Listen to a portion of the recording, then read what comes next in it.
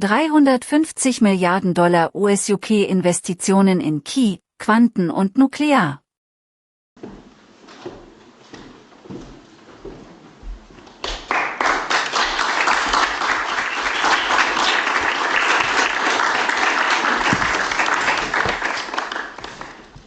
Mr. President, it's a pleasure to welcome you to Chequers. This historic second state visit is a moment to celebrate the unique bond between our two countries. But today we've gone far beyond that. We've renewed the special relationship for a new era. The United Kingdom and the United States stand together today as first partners on defence, first partners in trade, with the groundbreaking deal we struck in May, and now with the new agreement that we've just signed this afternoon. We're confirming our status as the first partners in science and technology, ready to define this century together, just as we did the last. This tech partnership has the power to change lives. It's our chance to ensure that technologies like AI, quantum, and others amplify human potential, solve problems, cure diseases, make us richer and freer, strengthen the cause of democracy, not tyranny. This is the territory on which the future will be won. So this partnership today is a signal of our determination to win this race together and to ensure it brings real benefits in jobs, in growth, in lower bills, to put more hard-earned cash in people's pockets at the end of each month. That's what we're determined to deliver. And we're bringing businesses with us. We've just come from a fantastic meeting with business leaders where we set out this vision. They have responded with new deals and investment, breaking every record that we have. £250 billion flowing both ways across the Atlantic. That is a record. Expected to create 15,000 jobs here in the United Kingdom.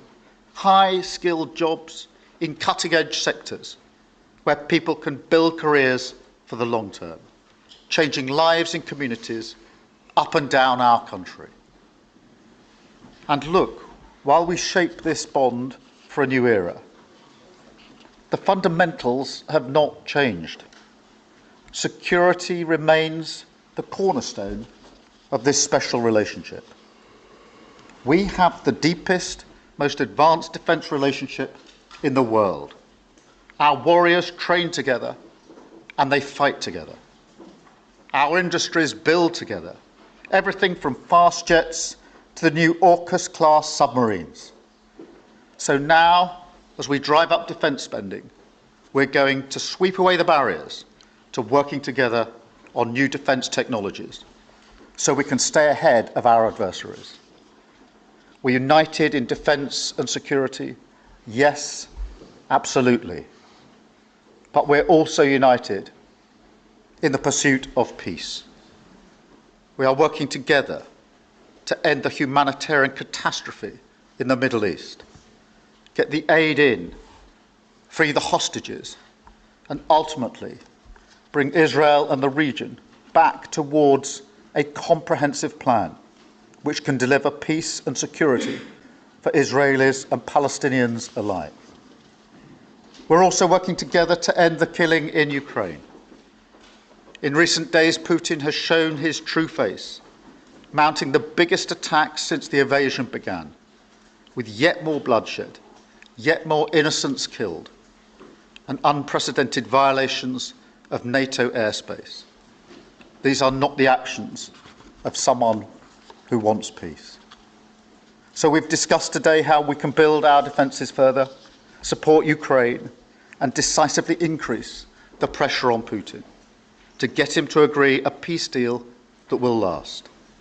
And President Trump, you have led the way here, and we will continue to stand and work together for security and for peace. Mr. President, next year we'll celebrate the 250th anniversary of the United States. We've come on a long journey together since 1776.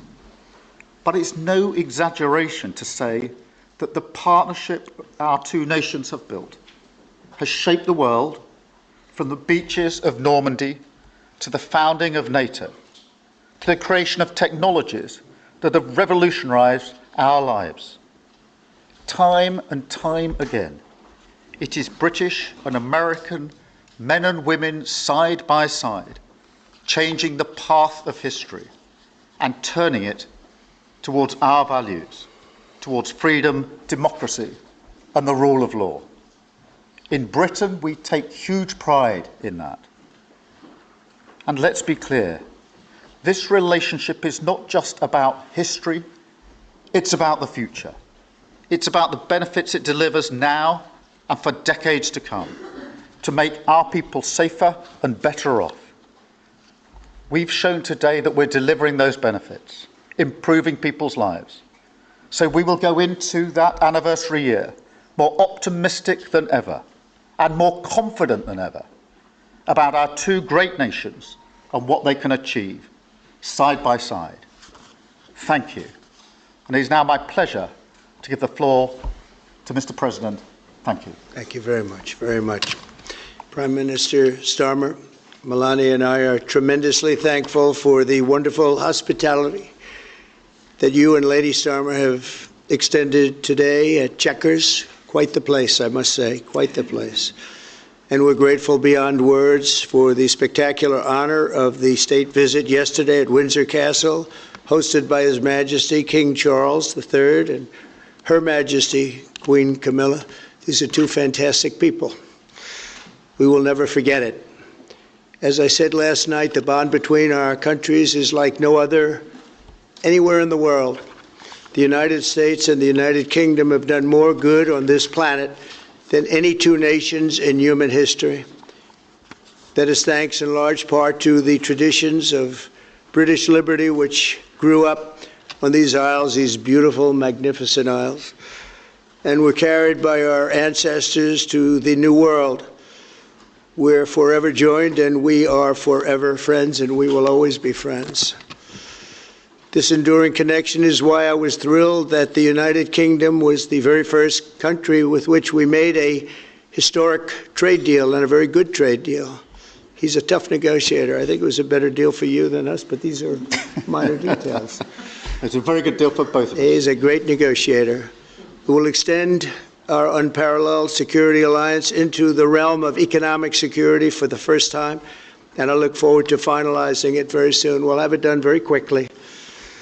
We have also just signed a historic technology prosperity deal, one of a kind, to ensure our countries lead the next great technological revolution side by side. In fact, we just left the business leaders, the biggest in the world. Some are in this room right now. And that was quite a meeting we had on business and trade and technology. This trip has galvanized $350 billion in deals across many sectors, and we're committed to ensuring that the UK has a secure and reliable supply of the best AI hardware and software on Earth.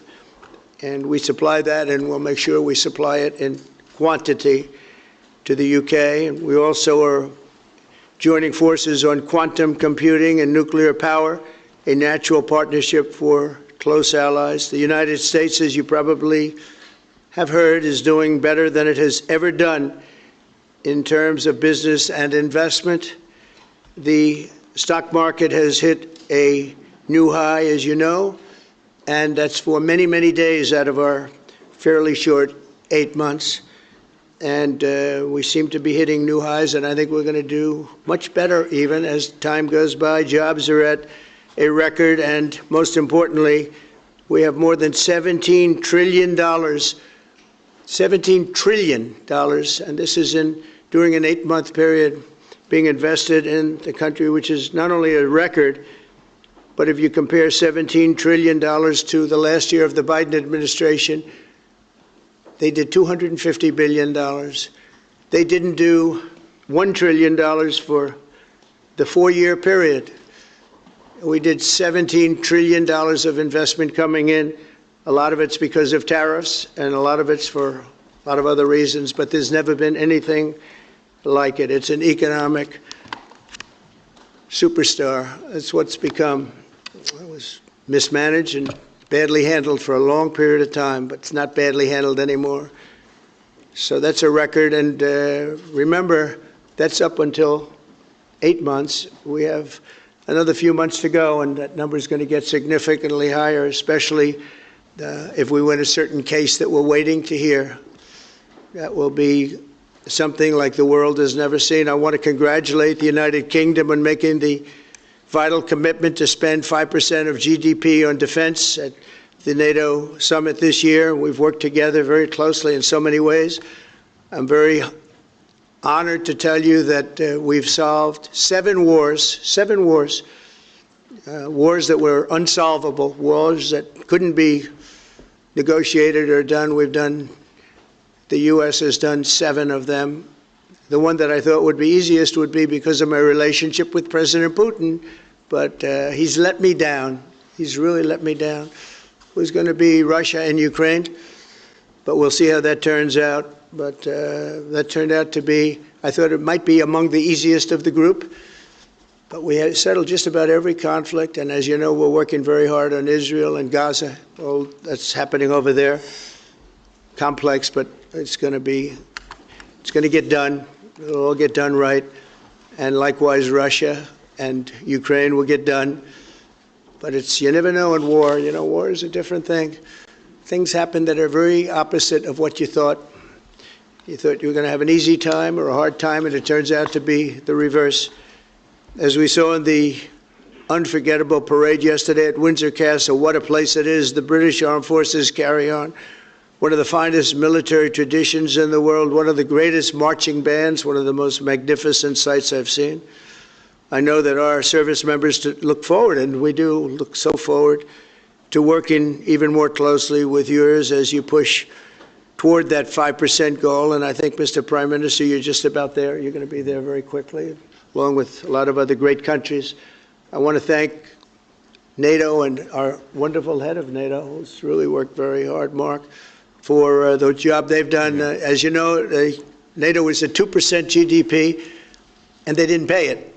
Now they're at 5%, then they pay it.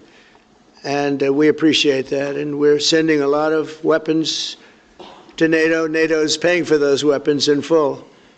But we're sending them, and we're doing a great job at getting them what they need. And we appreciate the fact that they're taking care of it, because the United States is into that war for $350 billion. And just really very sad. It just got out of control. They didn't know what they were doing. But over the generations, British and American warriors have shed their blood side by side in defense of liberty and freedom. And that's why it's so imperative that the United States and the United Kingdom stand together for these fundamental rights and values of the English-speaking world. And we've always stood together, and we will continue to. Just last week, a great American, Charlie Kirk, was heinously assassinated for speaking his mind. He was a great young man, incredible future. Some people said he might be president someday. I told him, I said, Charlie, I think you have a good shot someday at being president. And he just wanted to take care of youth. He loved youth. I've never seen anybody relate to youth like Charlie, and they related to him, and they're devastated. But I appreciate the many British citizens who have offered their condolences. And again, Charlie was a great person. We'll be going out to a service on Sunday. I'll be leaving with some of the people in this room just to celebrate Charlie and all that he's done. So incredible. Never seen anything like it. But I hope that together our nations can lead a movement to defend the glorious traditions of freedom on both sides of the Atlantic. There could be no greater tribute to the immortal bonds of affection and loyalty that unite the British and the American people for all of time. We have a relationship like no other. It will always be that way. We will always be united. We'll always be together. And I just want to thank you, Mr. Prime Minister, for the great job I think you're doing. Thank you very much. Thank you. Thank you.